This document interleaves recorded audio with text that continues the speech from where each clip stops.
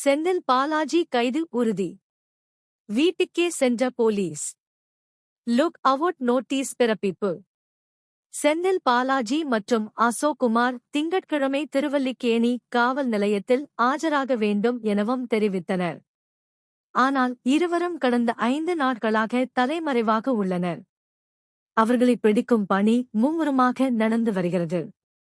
தமிழக வெற்றிக் கழக ஆட்சியை கவிழ்க்க முயன்றதாக எழுந்த குற்றச்சாட்டில் முன்னாள் திமுக அமைச்சர் செந்தில் பாலாஜி மற்றும் அவரது சகோதரர் அசோக் குமாருக்கு எதிராக லுக் அவுட் நோட்டீஸ் பிறப்பிக்கப்பட்டுள்ளது. கன்னியாகுமரியில் கடல் நீர்மட்டம் தாழ்வு, படகு சேவை தற்காலிக நிறுத்தம்.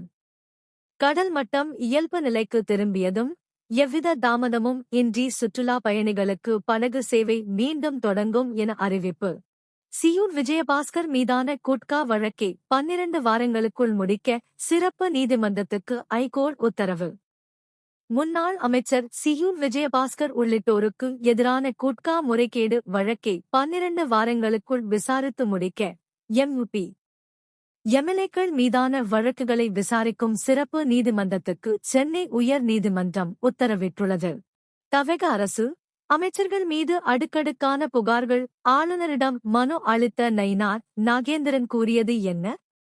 இதனைத் தொடர்ந்து செய்தியாளர்களிடம் பேசிய நயினார் நாகேந்திரன், உயர்கல்வித்துறை அமைச்சர் விஸ்வநாதன் குழந்தைகளிடம் நடந்து கொண்ட முறை, தமிழக அமைச்சரவை கூட்டத்தில் தனி நபர்களான விஷ்ணு ரெட்டியும் ஜான் ஆரோக்கியசாமியும் கலந்து கொண்டது குறித்து நடவடிக்கை எடுக்க ஆளுநரிடம் மனு கொடுத்துள்ளோம்.